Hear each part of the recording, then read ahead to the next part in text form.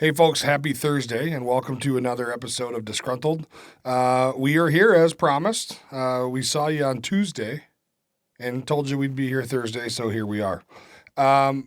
Today, we are going to have a discussion. It's more of a question to you, the audience, and more of a question to Jason. Let's bring Jason in. Hi, Jason. All right. My question to you guys is, why is it, do you think, that President Biden has been so silent on veterans issues? Like the State of the Union address, for example. I watched that whole mumble fest, and I think he mentioned veterans maybe one time, maybe two times, but there wasn't much to say. I think he mentioned that he'd signed the PACT Act, and that was about it. Was that the Stalin-esque? The what? Biden, the State of the Union with the black and red lights behind him, and the maybe real, maybe not real Marines behind him. No. Was that a couple years ago? That was a couple years ago. I'm talking about the last one that happened, I don't know, a couple months, 3-4 months ago or something. Okay. I think I watched your response to it. I don't think I actually watched it.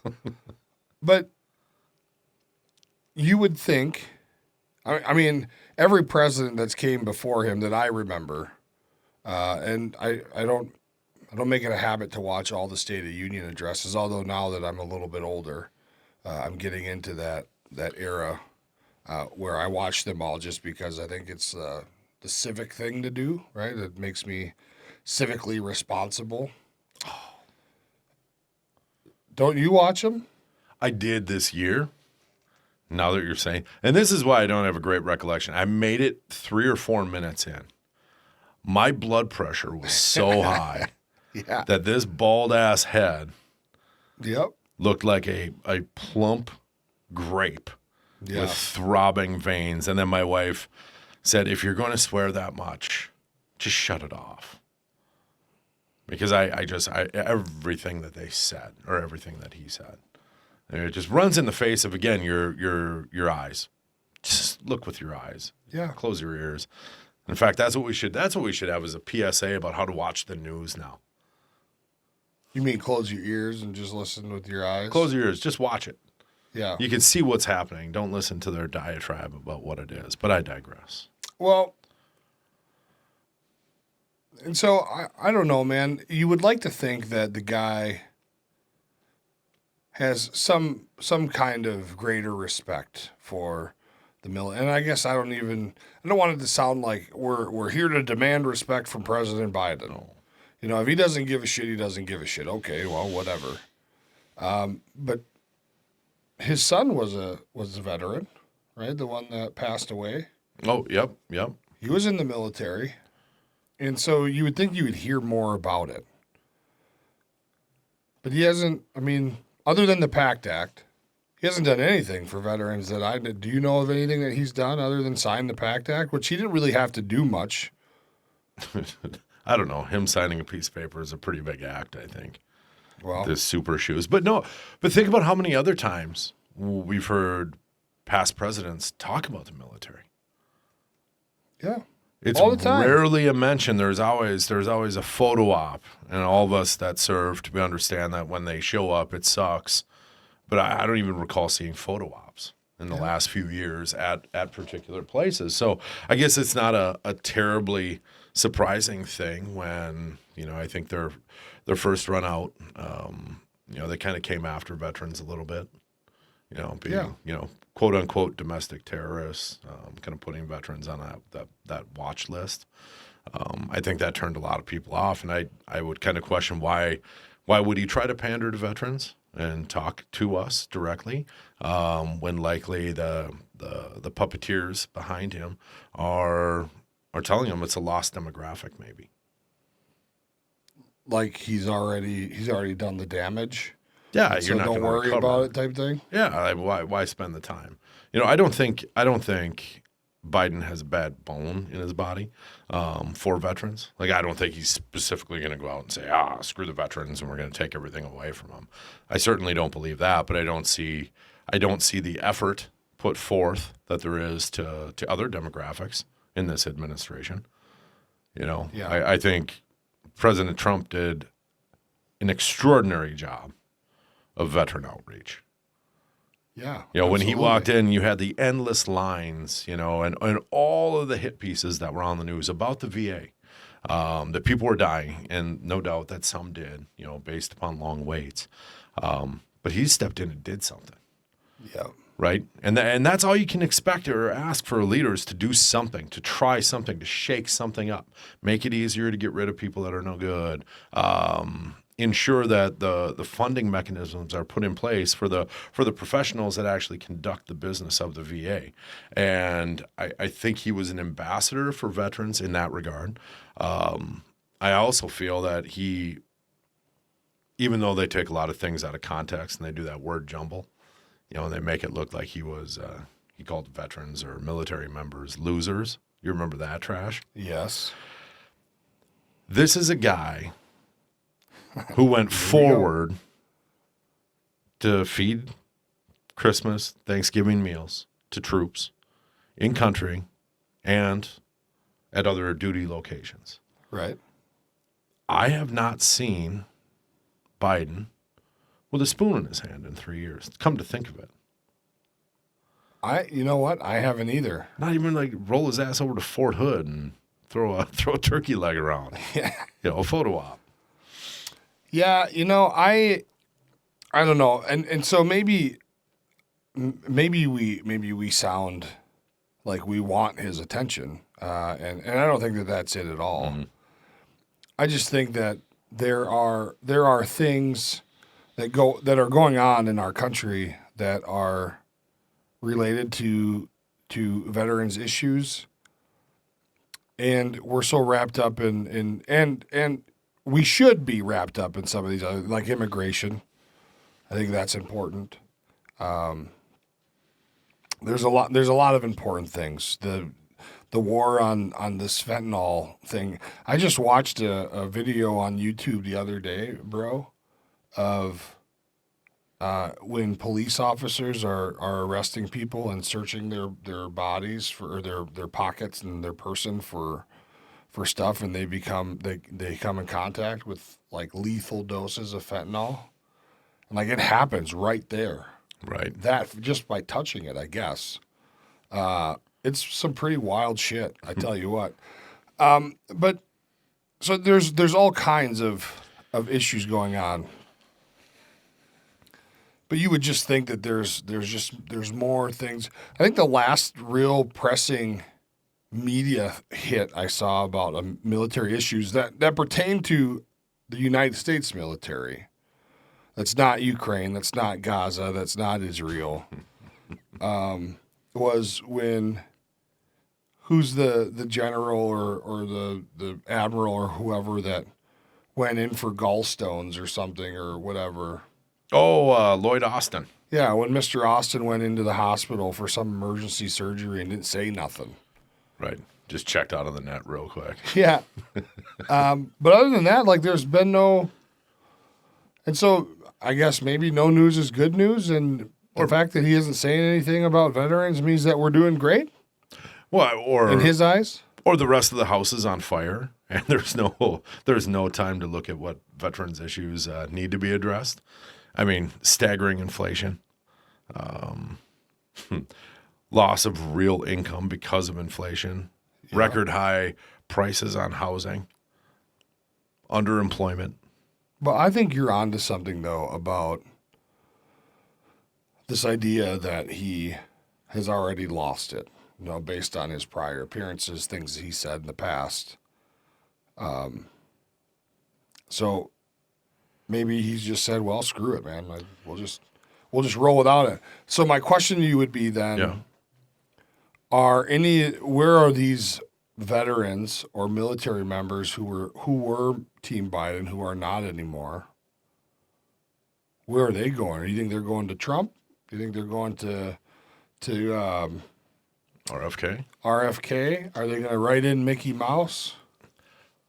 Well, so when we're talking about this, I just kind of think about it. I think veterans. I think we're galvanized. we kind of have our minds made up. And so when something happens, we do make decisions and we go one way or the other, and we're likely not going to be swayed back out of that decision. And so I guess when I use the word pandering, that's probably a poor terminology, but it's the one that I feel that is most fitting when it comes to politicians around election time, is they come to pander to people. And I think they're going to spend more time on demographics that can be swayed than those that are galvanized or that are hardened in their positions. Like I think veterans, if you are right or left, Democrat or Republican voter, uniparty all the way anyway, but you're not going to get somebody to go from one side to the other by offering. You're saying there's there's not going to be a whole something. lot of flip flopping going on. No, I think veterans' minds get made up based upon actions, and I think military members are the same way. I know until recently, I didn't care too much for politics. Actually, going into like the 2016 election, I was just an R voter. Didn't really matter. I didn't care who it was, and that was because of my time in the military. Before that, because I didn't join right away when I was 18, and granted, I'd only been through a couple of election cycles, but I was a little more fluid. And then when it came to, I had joined the military. I'd heard all the stories about, how Clinton had gutted the military, and never got pay raises, et cetera, et cetera. So that was just a simple answer for me. I'm like, hey, I'm in. I'm going to make sure that the people that traditionally fund the military are the people I put my vote behind. And then that, now being a veteran and being a little more aged, at least by 5 years on young Richard Leonard. Way more than that, I think. Go ahead. It's only 5 years, you turd knocker. But okay. Still 5 years. That's a long 5 years. But I think then you start to age in that demographic of veteran who's got the military experience.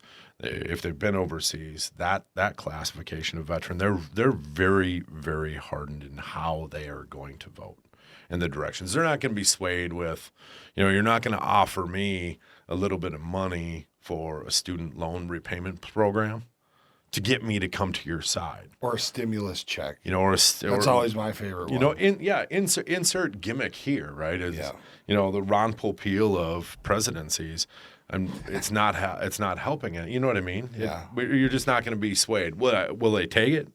First in line.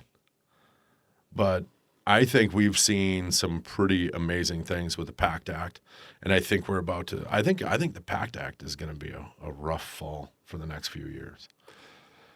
Well, there's no way this was funded correctly. Well, I think that there's a lot of trial and error that's going to be going on with the PACT Act, and I think, like we discussed last week, that they're going to continue to be adding things to it as we go, and so I think that that's good. However, it makes me think about all these people that are going to get even more sick and maybe even pass away, because now they're not covered until, now we don't know yet. And so, I don't know that there's really much you can do about that. Right. But I think right now that's how, if I were one of those puppeteers, I think that's what I would look at the veteran voting block based upon. Yeah. They've done some really good things. Some great things. That PACT Act, I think, was an absolutely wonderful thing. No question about it. A lot of people that had a lot of issues. It settled a lot of people's minds, understanding that they weren't crazy. That there actually were these problems that stemmed from something. Kind of knowing why you have these problems was duly important, and then having a place to go deal with them, because they don't really run in line with traditional civilian experience or exposures. Well, so this is an interesting perspective that you bring up. And I think you're right. I think the PACT Act is great. And I think that it's a true testament to the people that go to the VA anyway, right? And so what I mean by that is the folks that went to the VA over and over and over again and didn't see a whole lot of results and didn't necessarily get the treatment that they thought they would or that they thought they needed. And over time, enough of the data was collected to be able to understand what was happening Yeah. and why this was all needed. And so it's a catch-22, and I feel like I'm eating some crow here, because I always bitch about the fact that the VA and the government uses veterans as research projects first before they use anybody else in the country or any other classification of people, or they use us before they unleash whatever it is on the rest of the populace.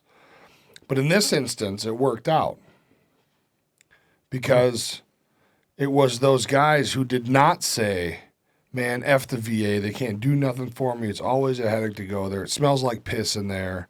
The people suck. The food, if you're hungry, the food sucks. This sucks. The parking sucks. Blah, blah, blah. Sucks. And I get it, right? I get that mentality. I get where these folks are coming from. Yeah. But it's the guys and gals who were saying, yeah, this sucks. Everything sucks. And still went. Mm-hmm. That were able to tough it out. And I pray that they're getting the help that they need. They're getting the treatment that they need now.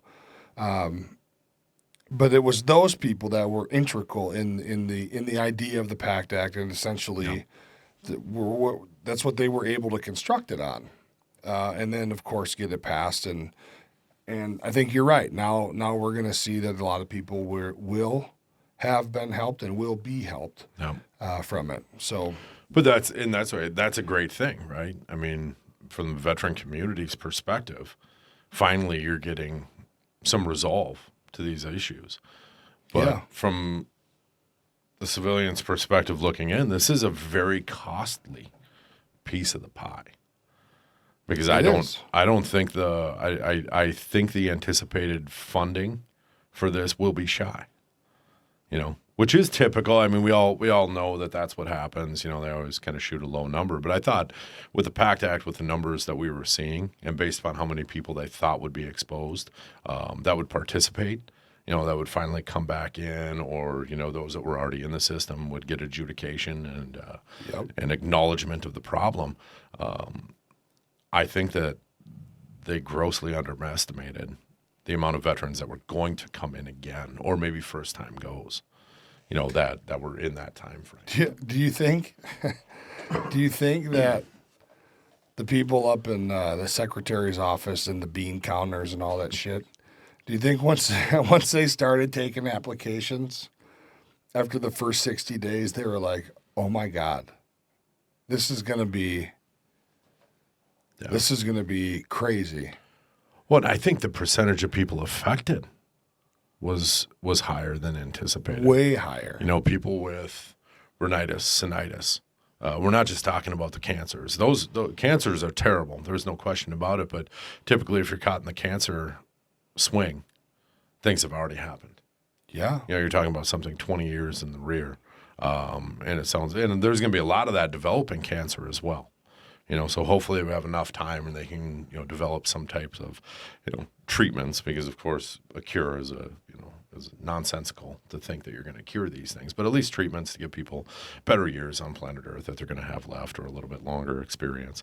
But I think that was probably the most astounding thing to them, was the sheer percentage hit in that swing, because that's a tight window with tight spaces where people needed to be. Yeah. We are not talking, for those of you out there that have heard about the PACT Act, that understand a little bit about what it is, you're not talking about something that affected every veteran, like every person that served overseas. It was specific to place and time. Yes. And so you were taking a very large number, dwindling that down to a small number. But inside of that small number, which is still a pretty good-sized number, now I start to sound like Trump, you had a high percentage rolling through, a greatly increased percentage. Bigly. Yeah. Bigly. Yeah, what's he measuring? I don't know.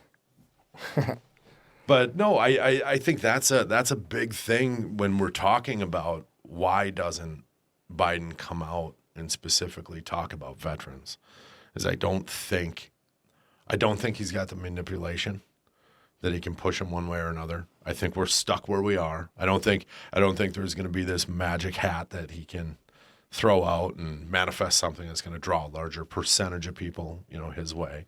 I think that is set, and I think based upon the cost of veteran care and all these other things in comparison to what's going on, like the veteran community is doing pretty damn good. Yeah. They're putting money out for homeless. The VAs are being funded, and we should definitely do another show about that VA funding care so people have a better idea what that mechanism looks like. Agreed. But on a whole, the squeaky wheel gets the grease, and right now we got a bunch of wheels that the bearings are burned out. So it might be an issue of things aren't amazing. They're not great, but they're better. And they're better than veterans are used to. So let's just enjoy it while it's better. And hopefully it keeps getting better. Well, right. And anybody in business, it's positive momentum. You need a little lift to get things going in the right direction. Yeah. I think the way the government has been taking care of veterans has been improved. And I think we're in the uplift. Where did that come from? I think we're riding like a 7 or an 8 year trajectory right now. Going back to Trump changing some of the things that he changed at the VA with how they actually operate. Yeah. And I know we've said it before. We know Secretary McDonough, another Minnesota guy. There are certain things that I think we would love to see changed, but on a whole, I think he's done a considerable job considering the difficulty that it would be to work the political side of the VA as well as the business side of the VA. I think that's a difficult tightrope for anyone to walk, and I think he comes out of the political side, so maybe that's a little bit easier why he does so much better. Yeah. I certainly don't want the Secretary of the VA to be focusing on the pennies. Like, you better have some of the best damn accountants out there and actuaries and financial directors giving you the raw data to say, how much does it cost every time a veteran comes to the VA? What's our cost per encounter there? What's our cost per encounter in this place? And then be able to just look at the big picture and say, hey, this is working. We're seeing a ton of money being spent on updating VA facilities. Certainly here in Minnesota, I can't speak for every state. But, we know St. Cloud has had some money pumped into it the last couple of years, in upkeep. We know Minneapolis is always being updated. It's never enough, and that's always the thing. Like, you're never going to get enough to deal with everybody's problem. But I think that might be part of the reason that it's that momentum thing you're just talking about. It's the lift. It's those are a lot of positive things for veterans out there if you're thinking about the situation that we're all in. Again, I only have 20 years experience as a veteran. You know what I mean? 10 active, we're still 10 inactive. Yeah, we're still puppies in the veteran community. Absolutely. And I think you're seeing a lot of good things. And I think the care is being doled out across all. I think there were times where it seemed like certain veteran demographics weren't being helped as much as others. So now where you really only have a very few of the World War II generation Korea there, now you've got this massive lot of post 9/11s, and you've got the Vietnam vets. Yeah. And it's not going to be, sadly, but very soon it's just going to be the post 9/11 guys and gals. And so it's a lot easier to deal with one very particular type of demographic for veteran than it is to be across 3 different, you had geriatric veterans, you had this and you have that. You had this wide array. And now everybody's going to kind of be in this 20-year window, which, I don't know, I just thought about that as a business guy. What a much easier model to deal with. Well, which also means that when we die off, there ain't going to be many left. Not yet. I'm sure they got something cooked. Well, so like we're already seeing it now, and hopefully, as we get old, as these these legions and VFWs kind of hold on a little bit, that veterans of our generation will be interested in helping keep them alive, and those things will stay alive. But you see a lot of them having to shut their doors just because nobody's going in there. And I know that you have very interesting opinions about that, and maybe we should talk about that someday. Because I think that your take on, and just as a preview, folks, I think your take on it is quite interesting, and I think that it's something that would work out well. So don't forget that. We should talk about that. Not today. Not today. But okay. And I know I have done a lot of talking. But what do you think? Why do you think that this administration has not spent the time that previous administrations have focusing on veteran and military? And I think we just rounded out, take just not just veteran, but veteran and military. Why have they not? Well, to be quite honest, up until I heard your perspective about that maybe it's just unwinnable now, I thought maybe he just didn't really care. I mean, not like he didn't just didn't give a shit completely, but like just didn't care enough to make it a priority because, we got the border, we got high school kids chopping their dicks off. We have human trafficking. We got fentanyl. We have inflation. We have this. We got that. We got, China sending drones over. All kinds of stuff. Right. And so maybe it's just not. Maybe it's on the pie chart of important shit. Doesn't even. Maybe veterans is just veterans is that sliver of the pie that your mom cuts, and so I'm just gonna have a sliver. It's just and then before you know it, an hour later, sliver after half the damn pie is gone because she's had 13 slivers, And so like it's just a little tiny piece of it. And so when the opportunity presents itself, veterans are great, and we got to make sure we take care of our nation's heroes and blah blah blah blah blah, And then he shuffles back to wherever the hell he's going. But I thought maybe he just didn't give a shit. I don't think that's the case. I think they all. Yeah, and that's my wife would say, that's the what is the word I'm looking for? Pessimistic. Yeah, what's it? Synonym of that? Okay. You're saying that. Do you mean the antonym? Yes. Okay, so the opposite of what did I say? Oh my God. Holy shit. Rewind. Yeah. Pessimistic, optimistic. So anyway, I'm a doomsdayer, right? So she then I was right. You're a pessimist. On this type of thing, yes. Okay. Because I'm going to assume if history shows us that everybody that sat in that office up until this guy makes at least honoring veterans a priority. Yep. And this guy doesn't.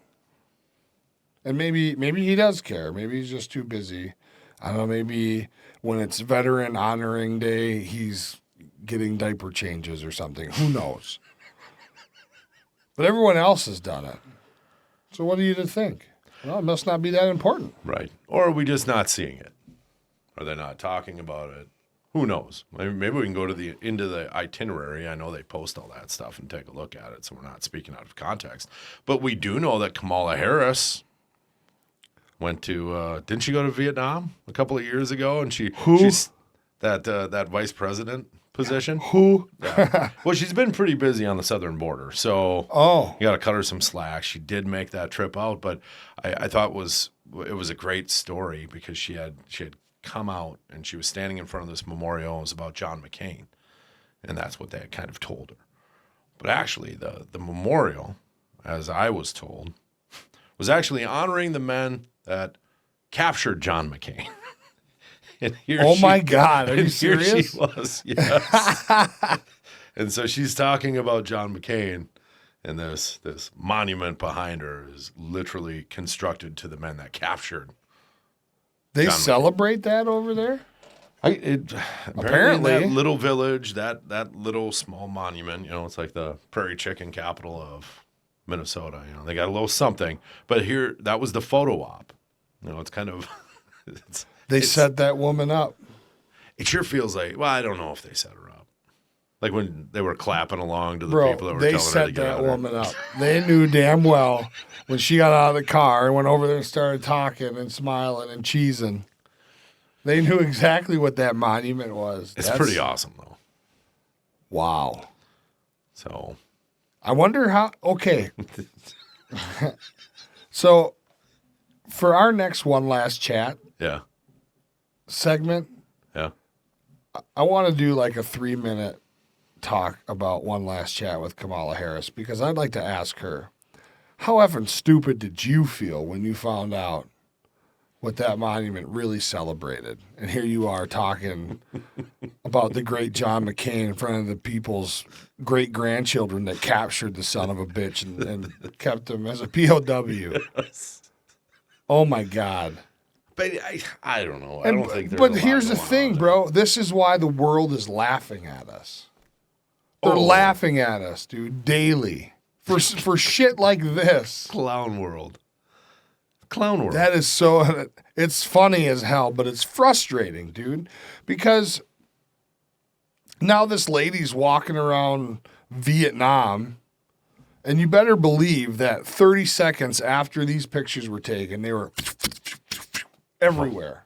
You won't believe what we got her to do. Yeah. You guys won't get a load of this shit. And the guy sent it first to his soccer buddies that they play soccer with. Right. That's the first place it went, then to the media. It's pretty awesome. I mean, but it's, there's been so many follies in the past few years with this administration. I mean, it's just one after another. I mean, how many times, we're getting off the topic, but that's okay. How many times does a guy got to fall up the stairs until you just stop sending him up the stairs? Air Force One has a goddamn elevator in the belly. Did they start bringing him in on the low? I hate to laugh, but didn't they set up the smaller staircase so you went into the belly to take the elevator? Yeah, up and he after still a while? fell up those. He still fell up those. Well, see, I ordered my T-shirt right away after the first fall, and it was a picture of him falling up the stairs, and it said Stairs 1, Biden 0. So you're telling me I need to update my T-shirt? It's got to be like 8-0 by now. I mean, and I hate to make light of that. He's an old man. Well, okay, I can agree with you. Like we should be respecting our elders. No, but this guy is the president of the United States, and because of him and some freaking soccer mom from California is just gallivanting around the world on some little jet marked United States of America, giving speeches about how great John McCain was in front of the monument, celebrating the guys that kept him in captivity, and God knows what else she's doing. We all look like complete idiots. Oh, yeah. Our whole country is a laughingstock. And yes, the stuff is funny. Right, we can chuckle about it all evening, but really at the core, this is not the strong America that we mean to portray. No, right. This is not the America I signed up to put a uniform on and fight for. Neither did you. Neither did anybody else. Yeah. And these people are just making a mockery of our flag, of our institution of government, and our military, and the sacrifice of our brothers and sisters who are rolling over in their graves right now. Right. It's almost like it's an episode of The Impractical Jokers. Yes. If you've ever watched that show. Love those guys. Like somebody's off stage telling them to do all this stuff. Yeah. And then they're laughing about it as they have to do it. Right. I mean, and it's continual. It's like, oh, inflation is out of control. shut down more oil. We don't need any more domestic oil. Like, keep shutting sections of the country down so we can produce less and less oil. We become more dependent on foreign countries to get the same oil. Because we all know we're not buying electric cars. It's not happening. I'll never.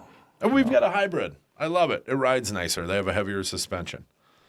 But that thing has been plugged in probably a half dozen times in 3 years. Does it work? That? Oh, yeah.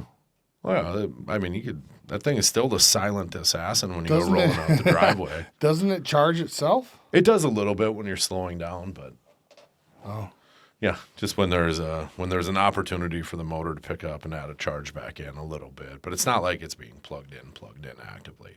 But this is the humor of what's going on. As our gas prices rise, we cut off the volume of gas that we can give to ourselves. As the cost of consumer goods rise, we charge a greater tariff coming into the country. Like, everything that we seem to do right now is counterintuitive to how you would attack something if you were trying to lessen the cost to the average American. Absolutely. And so... nobody ever talks about, well, I shouldn't say ever talks about, because I'm sure people do all over the place. But a lot of people, it seems, just don't understand that, like taxation, right? And tariffs and this and that, like all this money stuff. They just drive up, they pass it on to you and me. Right? They drive up all this money and we just pay it. Why? Because we're dependent on it. Well, we're we have slaves to to the system. We have to do it to be part of the thing. You go back 100 years, look at the things that we didn't pay for that we pay for now. Yeah, dude. Somehow we had roads, we had police, we had all of the things that it took. And grant you, I know we are a far more sophisticated society. That's what they'll tell you. But I don't believe we're more sophisticated. I think we've got a more cluttered lifestyle. The sophistication of a farmer that can go out with 2 or 3 men, plow, raise, and harvest 300 acres with modest equipment, going back 50, 60 years. Mm-hmm. To today's farmer who could do the exact same thing, but everything is computer guided and they only need this much. GPS, you're going to tell me that person was more sophisticated because they rely upon technology and the simplicity of how their lives can operate compared to the person that could perform the delicate balance and act of time for input to output on a farm back then. Absolutely those people not. Yeah, that was they just know how to work a computer. Right. I mean, right? You're still putting in the time, right? The tractor can only go so fast, and you got to spend time on the field and blah blah blah blah blah. But But you're not seeing 55-year-old farmers that are jacked like they're 40 years old anymore. Because they're out tossing hay and shit. They're sitting drinking coffee and eating bear claws and programming their computer, and then they go, to my understanding, and they hit go and the machines go. I mean, and they do a lot of hard work. I probably shouldn't even talk about it because I don't know. No, don't get me wrong. It's hard work. It's long a lot days. Different hard work than it was 50 years ago. It's more efficient. It's more effective. But then when you look at the cost of, and I guess we're heading down this track right now, but I spent 2.5 hours with a dear friend from church out on his farm. Mm-hmm. And we were kind of walking through, and he was showing me his entire operation, pretty sophisticated stuff in a lot of his equipment. But the amount of time that he spends from sun up to sundown, this guy's punching in 14-hour days. And a lot of people don't know how farmers actually make their money. They don't actually control what they have and what that's going to sell for. Right. If you and I get in the secondary market and we're going to start selling old JVC CD players for cars because they were the shit back in the day. Nobody wanted that Pioneer trash. You're such a Probably had knobs on yours, but I digress. I had the dolphins swimming across the screen. There it is. Yeah, But buddy. they have to be one of the very few, if not the only, group in our country where the power brokers are the ones that decide what they grow is worth. Yes. And they've got to be able to sit there and hold it. Like you and I can say, well, we're going to sell each one of these decks for $100. Well, if you don't get our $100, you have to drop the price to get to wherever. But if you and I had to go find all these naturally and, harvest them from cars, and then somebody tells us you get $6 for every one. That's it. That's the market because you have to sell into it. And so I would say, too. Don't park on the street, son. But I guess there is a way to tie this back to it because think about the silence on farming. Trump talked about farming all the time. All the time. Bush talked about oil all the time. Now, of course, his family was in that business. But you haven't heard anything about farming. You don't hear anything about the subsidies for the farmers except for when there were carve-outs and people were getting extra money. Just for being a particular skin color as a farmer. In fact, the last story I remember hearing about farming was, I don't even know if it was on TV, was that the government was making these farmers destroy their crops. Like they weren't gonna buy them. Yep. They had to destroy them. Well, they would get paid to destroy them. Yeah, but they weren't gonna buy them. Yep. So they had to put in all this work, they grow them, and then they get whatever they were going to get selling them by just burning them or whatever they did. Whipping them out, turning them into silage. Yep. And a lot of that happened in Europe, far more than it happened here. Where I couldn't dairies, believe that. Why would we do that? flawed system, right? I mean, maybe we're getting down a path that we are we way deep off of there. But I would think, maybe that's something to, again, let's trust our eyes and pay attention. If anybody's out there paying attention to other demographics that they seem to overlook. I mean, we know the top 10 list that they're pandering to. Are they the most important pieces of our society?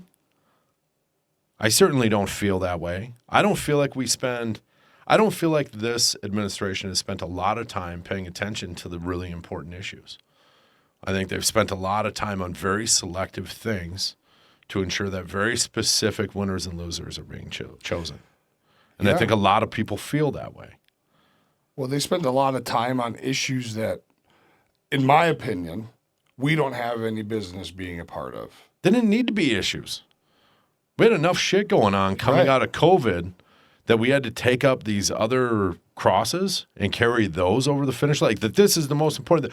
That's like the person with their house on fire, not worrying about the fire, but complaining about two things that are on the peripheral of the fire. The bushes are going to die in my neighbor's yard.